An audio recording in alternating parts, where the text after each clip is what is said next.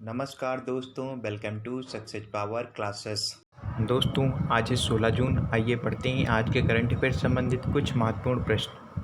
Question number first है, विश्व पवन दिवस या वैश्विक पवन दिवस कब मनाया जाता है? ऑप्शन है 13 जून, 14 जून, 15 जून, 16 जून।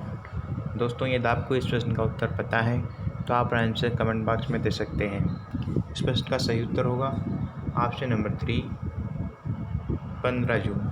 15 जून को हर साल विश्व पवन दिवस के रूप में मनाया जाता है। पढ़ते हैं इसके बारे में।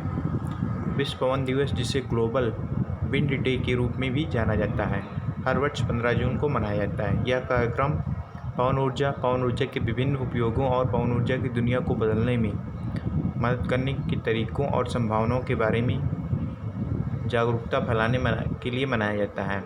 यूरोपीय पवन ऊर्जा संघ EWEA ने वर्ष 2007 में पवन दिवस की स्थापना की थी। इस दिवस की स्थापना EWEA द्वारा 2007 में की गई थी। नेक्स्ट क्वेश्चन है, जून 2020 में धातु हस्तशिल्प सेवा केंद्र MHSC ने सुरक्षा 24 विकसित की। MHSC किस शहर में स्थित है? ऑप्शन है लखनऊ, मुरादाबाद, कानपुर, बरेली। दोस्तों, इस प्रश्न का सही उत्तर होगा option number 2, Moradabad. MHSC Moradabad में स्थित है। पढ़ते हैं इसके बारे में। उत्तर प्रदेश के मुरादाबाद स्थित mental handicraft service centre MHSC ने सुरक्षा 24 विकसित की है। कोविड-19 महामारी के मद्देनज़र हस्तशिल्प को साफ करने के लिए यह क्लोरीन रहित कीटाणुनाशक घोल जो प्रकृति में गैर अम्लीय भी है, इस प्रकार तैयार उत्पाद की कोडिंग और गुणवत्ता की रक्षा करता है। यह उत्पादों को संदूषण से सुरक्षित रखने में मदद करता है। नेक्स्ट क्वेश्चन है, जून 2020 में केंद्र ने पार्श्वी रोगियों को पता लगाने में मदद करने के लिए चिकित्सा पेशेवरों के संदर्भ के लिए कोविड-19 रोग के लिए निम्नलिखित नए लक्षणों में से किसे जोड़ा है? ऑप्शन है गंध का नुकसान, स्वाद की हानि, दृष्टि की हानि, दोनों, 1 और 2। दोस्तों, इस प्रश्न का सही उत्तर होगा ऑप्शन नंबर 4, गंध का नुकसान, स्वाद की हानि। दोनों से नए लक्षण कोविड-19 के हैं। पढ़ते हैं इसके बारे में। केंद्र ने पॉजिटिव रोगियों का पता लगाने में मदद करने के लिए चिकित्सा पेशेवरों के संदर्भ में कोविड-19 रोग के लिए 2 नए लक्षणों को जोड़ा है। केंद्रीय स्वास्थ्य मंत्रालय द्वारा कोरोना वायरस लक्षणों की हानि सूची में गंध की हानि, एनोस्मिया और स्वाद की हानि एजोसिया को जोड़ा गया है। अन्य लक्षण बुखार, खांसी, थकान, सांस की तकलीफ, बलगम, गले में खराश और डायरिया है। नेक्स्ट क्वेश्चन है, जून 2020 में स्कोजोथोरैक्स सिकुसी-रोमेंसिस नामक मछली की एक नई प्रजाति किस राज्य में खोजी गई है? ऑप्शन है सिक्किम, अरुणाचल प्रदेश, पश्चिम बंगाल, नागालैंड। दोस्तों, इस प्रश्न का सही उत्तर होगा ऑप्शन नंबर 2, अरुणाचल प्रदेश। अरुणाचल प्रदेश में स्कोजोथोरैक्स सिकुसी-रोमेंसिस नामक मछली की एक नई प्रजाति खोजी गई है। पढ़ते हैं इसके बारे में।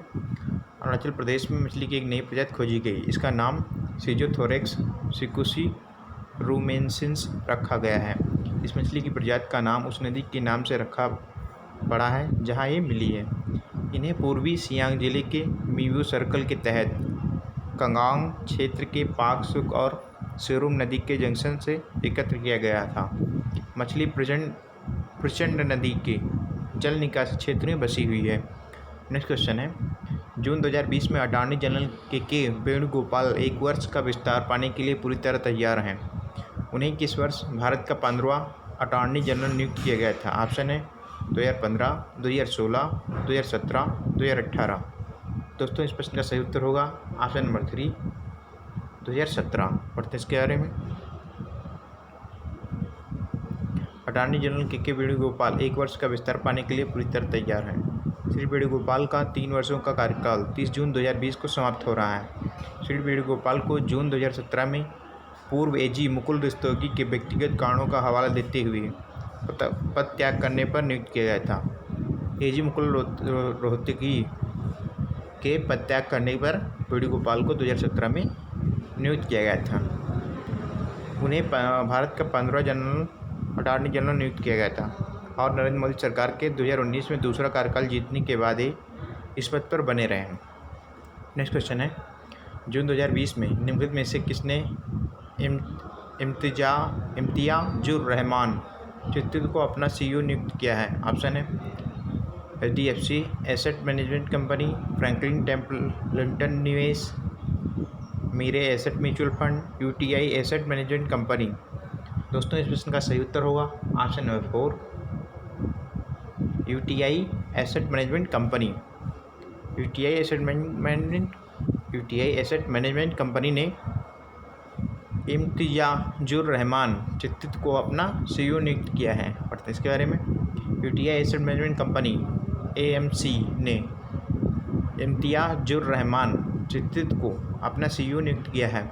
2018 में लियो पुरी का कार्यकाल समाप्त होने के बाद रहमान को अंतरिम CEO नियुक्त किया गया था। 2017 और 2020 के बीच घरेलू कारोबार के लिए UTI-MF का परिसंपत्ति आधार वार्षिक तौर पर 3.54% है। इसी अवधि में इसका घरेलू परिसंपत्ति आधार सालाना 13.88% था। नेक्स्ट क्वेश्चन है, जून 2020 में राज्य सरकार द्वारा बिहार खादी के ब्रांड एम्बेसडर के रूप में किसे नियुक्त किया गया है? दोस्तों यदि आपको इस प्रश्न का उत्तर पता है तो आप आंसर कमेंट बॉक्स में दे सकते हैं। इस प्रश्न का सही उत्तर होगा option number A Pankaj Tripathi. Pankaj Tripathi को बिहार सरकार द्वारा खादी के ब्रांड एम्बेसडर के रूप में नियुक्त किया गया है। पढ़ते हैं इसके बारे में। प्रख्यात अभिनेता पंकज त्रिपाठी को राज्य सरकार द्वारा बिहार खादी का ब्रांड एम्बेसडर नियुक्त किया गया है। पंकज मूल रूप से बिहार के रहने वाले हैं। देश का सबसे बड़ा खादी मॉल पटना में स्थापित किया गया है। इसमें राज्य के दर्जनों खादी संस्थानों द्वारा तैयार माल बेचा जा रहा। पंकज त्रिपाठी बिहार खादी और देश के सबसे बड़े खादी माल का प्रवर्तन करेंगे। नेक्स्ट क्वेश्चन है, निम्नलिखित में से किसने सूक्ष्म लघु और मध्यम उद्यमों MSME के लिए सुरक्षा वेतन नामक एक वेतन खाते की घोषणा की है? ऑप्शन है India post payment bank, Airtel payment bank, Paytm payment bank, NSDL payment bank. दोस्तों इस प्रश्न का सही उत्तर होगा option number 2 Airtel payment bank. Airtel payment bank ने सूक्ष्म लघु और मध्यम उद्यमों MSME के लिए सुरक्षा वेतन नामक वेतन खाते की घोषणा की है। पढ़ते इसके बारे में। एयरटेल पेमेंट बैंक ने सूक्ष्म लघु और मध्यम उद्यमों MSME के लिए एक वेतन खाते की घोषणा की है। सुरक्षा वेतन खाते के माध्यम से MSME और अन्य संगठन कैशलेस भुगतान करने में सक्षम होंगे और अपने कर्मचारियों को वित्तीय सुरक्षा कवर भी प्रदान करेंगे। खाते के तहत लाभ में हाउस कैश बीमा और व्यक्तिगत दुर्घटना बीमा कवर शामिल है। नेक्स्ट क्वेश्चन है, निम्नलिखित में से किसने पेयजल आपूर्ति योजनाओं और अन्य विकास परियोजनाओं के लिए मलावी सरकार को $215.68 मिलियन मूल्य की क्रेडिट लाइन LOC दी है? ऑप्शन है export credit guarantee corporation of India, भारतीय प्रतिभूति और विनिमय बोर्ड, भारतीय reserve bank, export import bank of India. दोस्तों इस प्रश्न का सही उत्तर होगा option number 4 export import bank of India. इसके बारे में। Export import bank of India EXIM, इसको EXIM बैंक बोलते हैं, ने पेयजल आपूर्ति योजनाओं और अन्य विकास परियोजनाओं के लिए मलावी सरकार को $215.68 मिलियन मूल्य की क्रेडिट लाइन LOC दी है। इस समझौते पर हस्ताक्षर करने के साथ EXIM बैंक ने अब तक भारत सरकार की ओर से मलावी में 5 LOC का विस्तार किया है, जिससे LOC का कुल मूल्य $395.68 मिलियन हो गया है। EXIM बैंक का CEO डेविड रस्किन्हा है। EXIM बैंक का मुख्यालय मुंबई में है। इसकी स्थापना 1 जनवरी 1982 में हुई थी। नेक्स्ट क्वेश्चन है, रेलवे सुरक्षा बल पुणे द्वारा शुरू की गई ट्रेनों में यात्रियों को स्क्रीन करने के लिए तैनात रोबोट का नाम क्या है? ऑप्शन है captain Vikram, captain Arjun, captain Virat, captain Bhim. दोस्तों इस प्रश्न का सही उत्तर होगा option number 2 captain Arjun. Railway सुरक्षा बल फूडे द्वारा शुरू की ट्रेनों में यात्रियों को स्क्रीन करने के लिए कैप्टन अर्जुन नामक रोबोट तैनात किया गया है। और इसके बारे में रेलवे सुरक्षा बल फूडे ने ट्रेन में सवार होने के दौरान यात्रियों को स्क्रीन करने के लिए एक रोबोट कैप्टन अर्जुन लॉन्च किया गया है। स्क्रीनिंग और सर्वेलेंस को तेज करने के लिए robot captain Arjun always be responsible and just use to be nice launch किया गया है।